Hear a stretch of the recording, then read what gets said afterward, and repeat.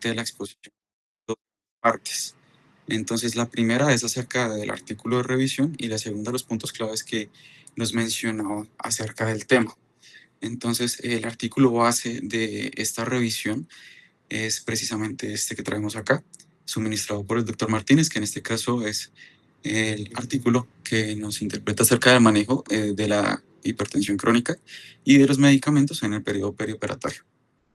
Entonces, antes de iniciar con lo que nos mencionaba precisamente el artículo, me gustaría que trajéramos a colación algunos temas como lo son la hipertensión. Entonces, ¿qué es importante?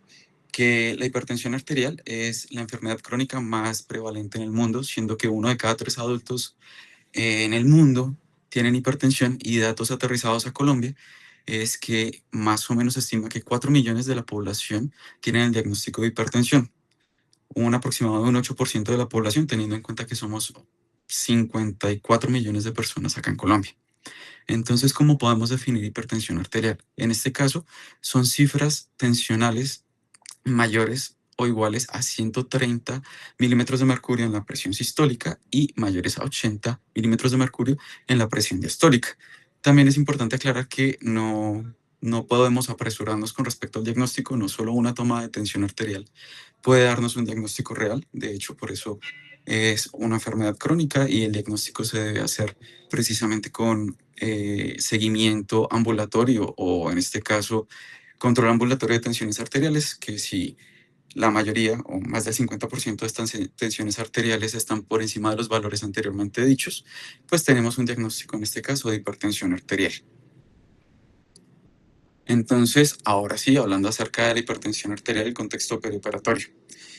Resulta que la hipertensión arterial es un determinante crítico de mortalidad posoperatoria en el caso de que no se tenga un control adecuado. Aparte de eso, puede aumentar los eventos cerebrovasculares, cardíacos y de sangrado, dependiendo si el paciente tiene hipertensión o hipotensión durante el proceso quirúrgico. Entonces, en este caso, el artículo nos menciona que está relacionado directamente con lesiones miocárdicas y con lesiones renales agudas en cirugías mayores no cardíacas, y toca dos puntos claves. Primero, si es permisivo el hecho de tener hipertensión o hipotensión, y también vamos a aclarar posteriormente el hecho de los manejos farmacológicos. Y por último, si suspender o continuar algunos medicamentos, que mi compañera posteriormente les va a mencionar acerca del tema. Entonces, para mí es muy importante tocar un tema que es la valoración preanestésica, ya que esto nos puede permitir tener en cuenta el diagnóstico de hipertensión entre los antecedentes del paciente y aparte evaluar su riesgo. Entonces, es importante tener una buena historia clínica. ¿Por qué? Porque así podemos evaluar los antecedentes, el diagnóstico de hipertensión. Es importante saber hace cuánto tiene el diagnóstico de hipertensión, cuál es el tratamiento actual del paciente, si ha tenido hospitalizaciones previas precisamente por complicaciones relacionadas con tratamientos concomitantes y diagnósticos concomitantes. Es muy frecuente que, aparte de hipertensión, los pacientes tengan diagnósticos de enfermedades metabólicas, como lo es la diabetes. Aparte de eso, pues también tenemos que tener en cuenta el control de la enfermedad, si el paciente es adherente al tratamiento, si hace seguimiento por parte de algún programa eh, de atención extrahospitalaria, o en este caso el programa de crónicos que se maneja acá en Colombia. Y por último, para poder evaluar el índice, para poder evaluar el riesgo cardiovascular, podemos evaluarlo con algunas escalas, que en este caso es el índice de Lee y la escala de Gupta. En este caso, estas escalas de riesgo cardiovascular son herramientas que nos permiten clasificar a nuestro paciente y asimismo poder enfocarnos en el momento del manejo perioperatorio. En estas escalas, el índice de Lee predice la aparición de complicaciones de índice cardíaca en una cirugía no cardíaca. Y el índice de Gupta predice la probabilidad de un infarto miocárdico o un paro cardíaco dentro de los 30 días posoperatorios de una cirugía cardíaca. Entonces aquí podemos evaluar, por ejemplo, en el índice de Lee, si la cirugía es de riesgo bajo o medio, o si es de riesgo elevado, antecedentes de cardiopatía isquémica, insuficiencia cardíaca congestiva, antecedentes de enfermedad cerebrovascular, diabetes insulinodependiente y la función renal. Por otra parte, en la escala de Gupta podemos ver que evalúa la edad, el estado funcional, la clase funcional de ASA, que pues hace parte de la valoración preanestésica, la función renal y el tipo de procedimiento. Esto nos puede enfocar qué tan elevado puede ser el riesgo del paciente al momento del procedimiento quirúrgico. Entonces, ¿cuáles son los objetivos, en este caso perioperatorios, que nos mencionaba el artículo? Primero, la reducción de complicaciones cardíacas y renales en el perioperatorio y en el posoperatorio. En este caso nos mencionaba si el hecho de continuar, suspender o iniciar de forma precoz o tardía fármacos antihipertensivos, que eso hace parte de la segunda sección de la presentación.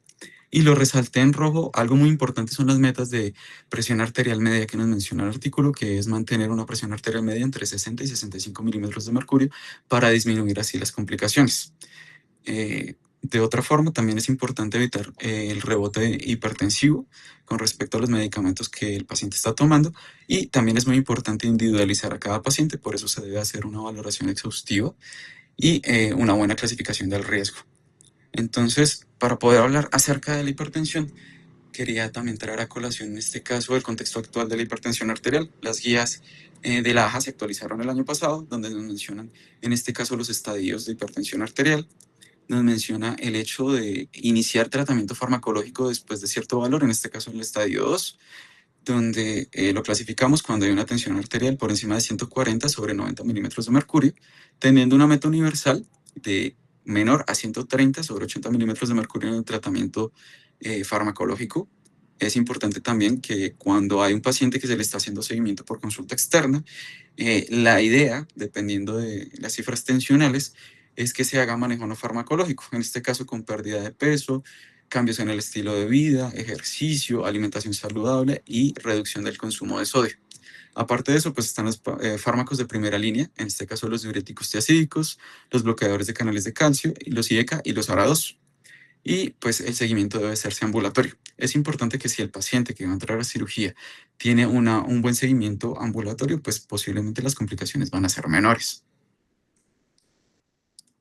Y con respecto al manejo hemodinámico intraoperatorio, pues aunque el artículo no estaba enfocado precisamente en cómo tratar, digamos, los casos de hipertensión o hipotensión durante eh, el procedimiento quirúrgico, yo quise investigar un poquito más, donde encontramos las guías del manejo perioperatorio cardiovascular en cirugía no cardíaca, y básicamente son algunos puntos claves que quería tocar. En este caso, que la meta para llevar al paciente a cirugía debe ser una tensión arterial menor a 130-80 milímetros de mercurio, pero que de todas maneras, si el paciente no está controlado, no hay suficiente evidencia que diga que valores mayores a esta meta sean un indicativo fijo para la cancelación de la cirugía.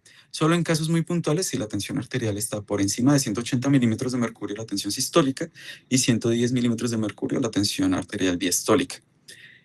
También, pues depende la continuidad de la terapia crónica. Ya ahorita mi compañera les va a mencionar acerca de los medicamentos y del reinicio posoperatorio de dichos medicamentos.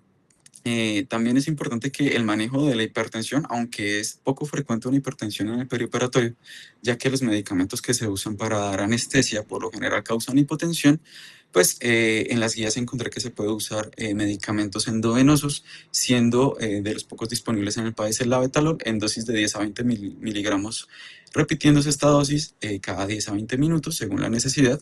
Y pues algo un poco más frecuente durante las cirugías es la hipotensión. La idea, como se los dije, es mantener tensiones arteriales medias entre 60 y 65, y de primera medida podemos usar fluidos, terapia endovenosa, en bolos de cristaloides de 250 a 500 mililitros, evaluando constantemente la respuesta hemodinámica, y en caso de no ser posible lograr esta respuesta hemodinámica adecuada, se pueden usar vasoactivos, como en este caso el vasopresor de elección sería la noradrenalina a dosis de 0.05 microgramos kilo minuto, llegando hasta 0.1 microgramos kilo minuto. Y ahora le doy la palabra a mi compañera Lorenz.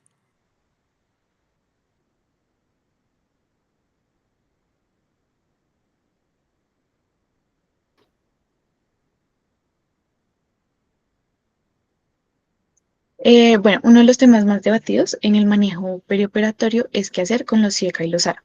La controversia surge porque estos medicamentos bloquean el sistema Regina, eh, una angiotensina-aldosterona. Pues pasar a la siguiente diapositiva, por favor.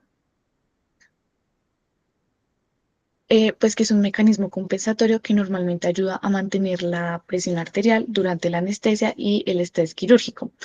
Cuando este sistema está inhibido, disminuye la capacidad de vasoconstricción compensatoria, lo que aumenta el riesgo de hipotensión intraoperatoria. Por otro lado, suspender estos medicamentos permite recuperar parcialmente esta respuesta, aunque puede favorecer la hipertensión postoperatoria. Por eso, pues el punto central no es decidir si siempre deben continuarse o suspenderse, sino entender que existe un equilibrio entre la estabilidad intraoperatoria y el control tensional posterior.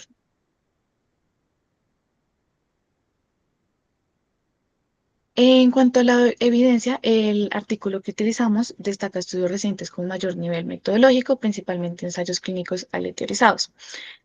Bueno, el estudio POIS-3 comparó su suspensión perioperatoria frente a la continuación de los IECA y los ARA-2. Y los resultados mostraron que continuar el tratamiento se asoció con mayor hipotensión intraoperatoria, mientras que suspenderlo favoreció una mejor estabilidad hemodinámica. Sin embargo, pues no hubo una diferencia significativa en desenlaces clínicos mayores como mortalidad, infarto o accidente cerebrovascular. El estudio Stop or Not evaluó la suspensión 48 horas antes de la cirugía frente a la continuación hasta el día del procedimiento. Nuevamente se observó mayor hipotensión intraoperatoria y mayor necesidad de vasopresores cuando los medicamentos se mantenían, pero sin diferencias en complicaciones mayores o mortalidad a 28 días. Por otro lado, el estudio SPICE aportó un hallazgo complementario, que es que suspender el tratamiento aumentó la incidencia de hipertensión postoperatoria, mientras que continuarlo permitió un mejor control tensional en el postoperatorio inmediato. Y pues cuando analizamos estos estudios encontramos un patrón consistente, que pues las diferencias entre las estrategias son principalmente hemodinámicas y no se traducen a una superioridad clara pues en desenlaces cardiovasculares mayores. Con esta evidencia, pues el manejo debe individualizarse. La decisión pues depende principalmente del riesgo hemodinámico esperado. Por ejemplo, en cirugías con alta probabilidad de hipotensión o pérdidas sanguíneas importantes, puede considerarse suspenderlos para disminuir la inestabilidad intraoperatoria.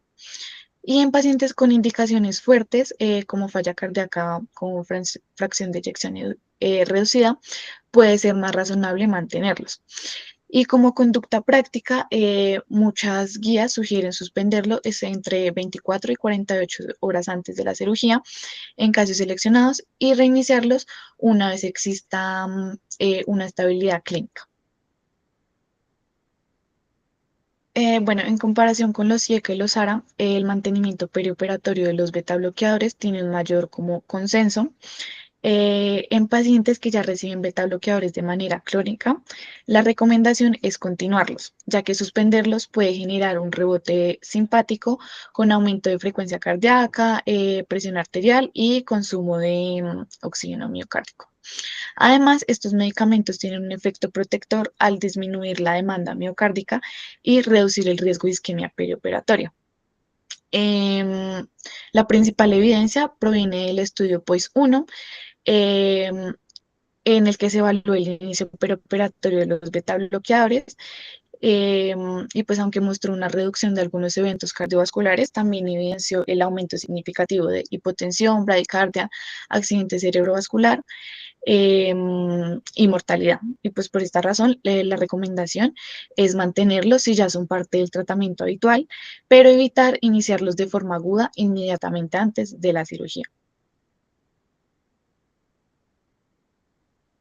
Mm, para otros pues antihipertensivos, como calcio-antagonistas y diuréticos, la evidencia es menor y pues las decisiones se basan como en guías. Los calcio-antagonistas pueden continuarse porque mantienen un control tensional y son bien tolerados y pues algunas recomendaciones suelen decir que se debe omitir la dosis de la mañana para reducir la hipotensión.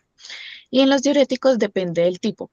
Los tiazídicos generalmente pueden mantenerse en pacientes estables y los diuréticos de Lassa suelen suspenderse temporalmente el día de la cirugía por el riesgo a hipovolemia y alteraciones electrolíticas.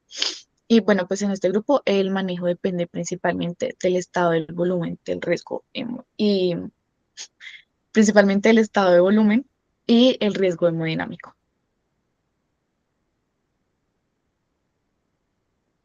Bueno, y pues el comportamiento hemodinámico en el postoperatorio depende no solo de los antihipertensivos, sino también de factores fisiológicos propios del postoperatorio, ya que la hipertensión es frecuente y puede relacionarse con dolor, activación simpática, retención urinaria o sobrecarga de volumen.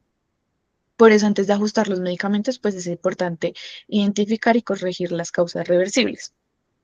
Pues ya que también el objetivo no es solo intensificar el tratamiento antihipertensivo, sino mantener pues la estabilidad hemodinámica. Y una vez superada la fase inmediata del posoperatorio, el siguiente paso pues es reiniciar progresivamente los antihipertensivos. Las guías recomiendan renovarlo lo antes posible, siempre que el paciente esté estable hemodinámicamente. Em, Esto es importante porque la suspensión prolongada puede favorecer a la hipotensión de rebote, el descontrol tensional y mayores estrés cardiovascular. En el caso de los IECA y los ARA, retrasar el inicio pues puede asociarse a mayor mortalidad y a peores desenlaces cardiovasculares. Sin embargo, pues el reinicio no debe hacerse de forma automática, ya que reintroducir el tratamiento antihipertensivo, pues es evaluar que el paciente esté en adecuada perfusión, estabilidad tensional y recuperación de la función renal. En pacientes con hipotensión persistente, vasopresores, hipovolemia o lesión renal, pues un inicio precoz puede aumentar el riesgo de deterioro hemodinámico. Por eso el enfoque recomendado es reiniciar los medicamentos con mayor beneficio cardiovascular y menor impacto hemodinámico, avanzando posteriormente hacia una reintroducción completa del esquema habitual. Bueno, pues también entender el tipo de procedimiento modifica la estrategia de manejo. El nivel de estrés quirúrgico y riesgo de inestabilidad hemodinámica determinan qué tan conservador o agresivo debe ser el manejo de los antihipertensivos. En cirugías de alto riesgo hemodinámico, como procedimientos cardiovasculares mayores, cirugía abdominal compleja o intervenciones con pérdidas sanguíneas importantes, suele priorizarse evitar la hipotensión intraoperatoria, ya que en estos casos puede considerarse suspender medicamentos con mayor efecto vasodilatador, especialmente los CIECA y los ARA. En contraste con cirugías selectivas como compresión arterial controlada y bajo riesgo de sangrado o inestabilidad, que generalmente pues favorece mantener la mayoría de antihipertensivos. Y la cirugía mayor no cardíaca está presenta un escenario intermedio donde el riesgo cardiovascular basal del paciente adhiere mayor importancia y la decisión debe individualizarse. Entonces, pues es importante que entender el tipo de procedimiento, pues esto ayuda a definir la estrategia perioperatoria y orientar el balance entre estabilidad hemodinámica y la continuidad terapéutica. Bueno, además del juicio clínico, existen herramientas que nos ayudan a cuantificar el riesgo cardiovascular y complementar la toma de decisiones. La primera que tenemos es el índice de LEC. Esta escala evalúa 6 variables clínicas: la cirugía de alto riesgo, cardiopatía isquémica, falla cardíaca, antecedente cerebrovascular, diabetes insulino requiriente y creatinina mayor a 2. Cada variable pues suma un punto y el puntaje total permite estimar el riesgo de complicaciones cardiovasculares mayores, que podrían ser infarto, edema pulmonar o muerte cardiovascular. Y su principal ventaja es que pues, es una herramienta simple, rápida y pues que es ampliamente variada en cirugía no cardíaca. La segunda escala que tenemos es el índice US-HAS2. Este score incluye como variables clínicas fáciles de identificar, como el antecedente de enfermedad cardíaca, síntomas cardiovasculares activos, anemia, edad avanzada y tipo de cirugía. Y a diferencia del índice de LEC, este busca una evaluación más dinámica del riesgo perioperatorio y ha mostrado una buena capacidad predictiva para eventos cardiovasculares en cirugía no cardíaca. Su utilidad radica en que permite una estratificación rápida durante la valoración perioperatoria, especialmente en pacientes con múltiples factores de riesgo. Y bueno, pues estas escalas no definen directamente si un antihipertensivo debe suspenderse o no. Lo importante es como contextualizar el riesgo cardiovascular global de los pacientes, orientar decisiones sobre la monitorización y la optimización perioperatoria. Y bueno, pues en conclusión, en el periodo perioperatorio, el manejo de antihipertensivos debe enfocarse en individualización y estabilidad hemodinámica. En los CIECA y los ARA2, la evidencia pues muestra efectos principalmente hemodinámicos sin superioridad clara de si continuar o no. Pues los beta bloqueadores sí deben mantenerse si ya forman parte del tratamiento crónico, y el resto de antihipertensivos requieren evaluación según el tipo de fármaco, el estado del volumen y el contexto quirúrgico. Y finalmente, pues el objetivo no es seguir los protocolos rígidos, sino adaptar la evidencia a cada paciente y a cada cirugía.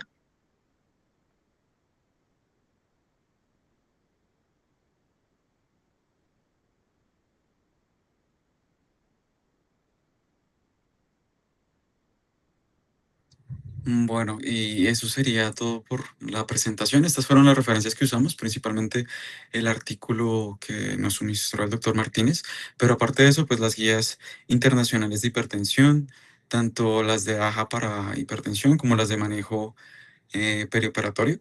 Entonces, no sé si tienen alguna duda o alguna aclaración que podamos hacer. Bueno, yo primero quiero felicitarlos por la charla tan concisa, tan precisa y tan exacta. Yo creo que así deberíamos seguir de aquí en adelante tratando de hacer las cosas lo más fáciles posibles para todos, porque pues este es un semillero de anestesia, pero, eh, pero pues para médicos generales, ¿no? Entonces la idea es que saquemos el mayor provecho para la práctica diaria de ustedes. Entonces me parece que se logró ese objetivo. Les felicito y ojalá podamos seguir haciéndolo así de esa manera como tan esquemática y precisa. Tengo algunos comentarios que hacer con respecto a la meta la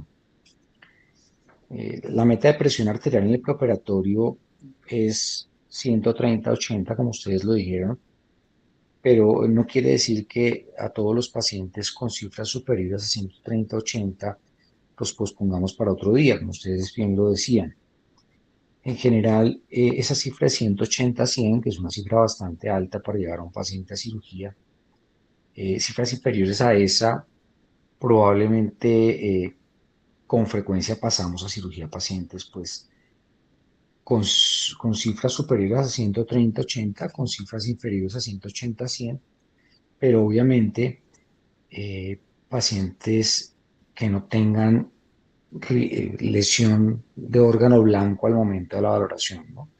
Es decir, si tenemos un paciente con 180-90, pero está con cefalea, o está con dolor precordial, o está con signo de falla cardíaca, pues el paciente no lo pasamos definitivamente a cirugía, así su presión arterial esté por debajo de 180-100. Otros, por el contrario, tienen 180-90, pero no acusan ningún síntoma ni ningún signo de lesión de órgano blanco. Entonces a esos pacientes pues los pasamos a cirugía y probablemente el riesgo es muy similar al paciente que viene normotenso. Con respecto a la meta de presión arterial transoperatoria entre 60 y 65, depende, ¿no? El paciente con hipertensión arterial probablemente tiene unos límites de autorregulación cerebral y renal y cardíaco por encima de esos 60-65. Entonces, en esos pacientes con hipertensión previa, tratamos de no disminuir la presión arterial más del 20 al 30% de la basal. Eso es lo que hacemos durante el transoperatorio. Entonces, no a todos les sirve esa meta de 60 a 65 milímetros de mercurio. En el artículo mencionan cómo cuando suspendemos los IECA o ARA2, hay mayor estabilidad hemodinámica, ¿cierto? Sin afectar probablemente la mortalidad del paciente. Pero si usted busca en la literatura, encuentra muchos reportes de aumento de la mortalidad, de lesión renal transoperatoria, de aumento de ACV transoperatorio, con los episodios hipotensivos durante la anestesia. Eso nos hace pensar que es mucho más peligrosa la hipotensión transoperatoria que la hipertensión. Entonces yo creo que el artículo, pues digamos que no deja muy clara cuál debe ser la conducta, es un poco ambigua, pero por eso pues nosotros tenemos que mirar muy bien al paciente y definir si ese paciente amerita o no suspensión del antihipertensivo. Porque la hipotensión transoperatoria es un problema muy grave en los pacientes que se toman el ARA2 o el IECA. Tenemos problemas serios para manejarlos en el transoperatorio con hipotensiones severas, cuya duración e intensidad significan secuelas. Entonces es muy importante evaluar cada caso individual y entender que no todos los pacientes ameritan la suspensión de los antihipertensivos, pero hay algunos que definitivamente sí. Más o menos lo dijimos, y lo dice el artículo, no es tan claro como uno quisiera, pero en general, cirugías mayores, cirugías con riesgo de sangrado, cirugías en las cuales, por ejemplo, se combinen la técnica regional con la técnica general. La combinación de técnicas anestésicas aumenta el riesgo de hipotensión transoperatoria. Entonces, probablemente en esas cirugías mayores con combinación de técnicas anestésicas regionales y generales, con grandes pérdidas sanguíneas probables, esos pacientes son los que definitivamente se benefician de la suspensión, sobre todo de los ARA2 e IECA. Pero pues suspenderle el ARA2 o el IECA a un paciente que va a ser sometido a una catarata con sedación, pues no tiene ningún sentido, ¿sí? Ese paciente no tiene riesgo de hipotensión transoperatoria y todo lo contrario, de pronto llega hipertenso y es el mismo oftalmólogo quien lo cancela porque eso aumenta el riesgo de herniación del contenido ocular a través de la incisión. Entonces tenemos que ser muy cuidadosos con eso. Suspender el antihipertensivo por una sedación en gastroenterología, un endoscópico, colonoscopio, pues no tiene sentido. Entonces, lo suspendemos en general cuando esas condiciones del paciente y del procedimiento así lo ameritan.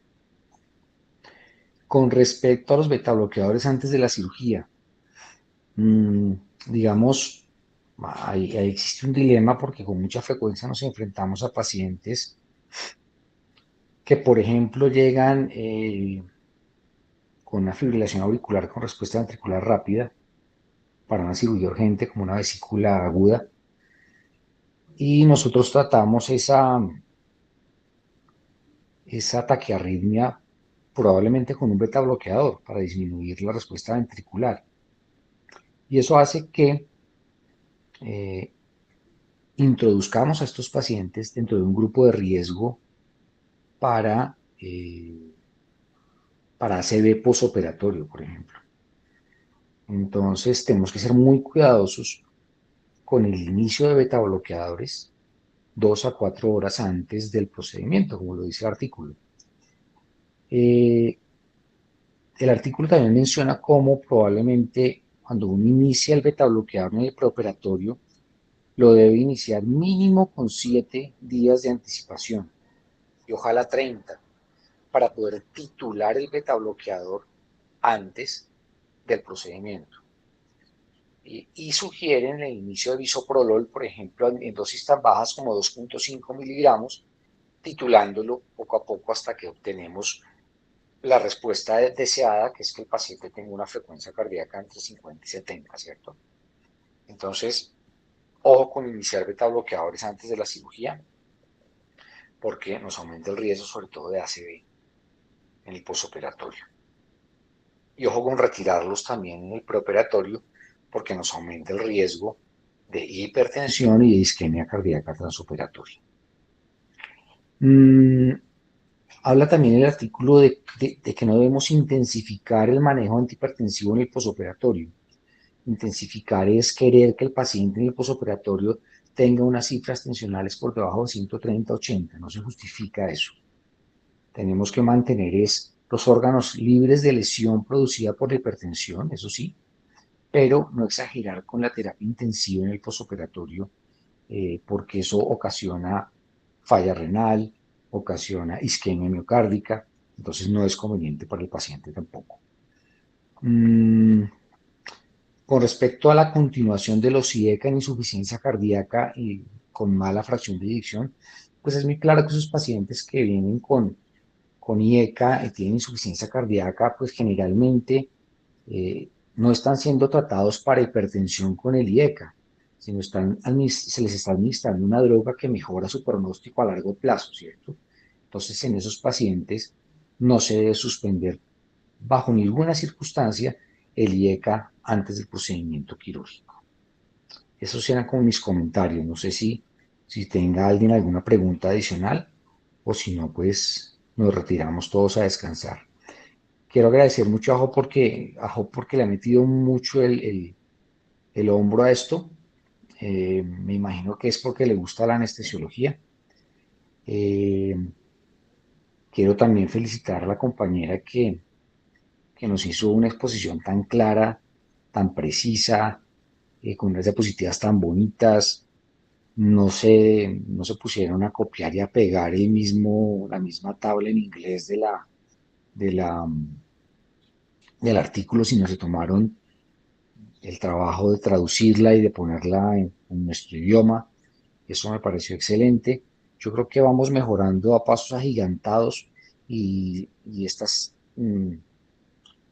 exposiciones breves, concisas y precisas nos vienen a todos muy bien porque son muy prácticas y muy ilustrativas. Muchísimas gracias a los dos. ¿Alguna pregunta que tenga alguien?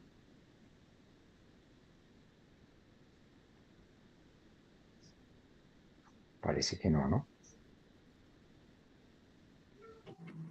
Sí, pareciera que no hay preguntas, Doc. Muchísimas gracias por sus comentarios. De hecho, estoy muy feliz de poder penetrar el semillero y poder ayudar en la medida de lo posible, pues ya que sea para que el semillero crezca y para que todos podamos aprender.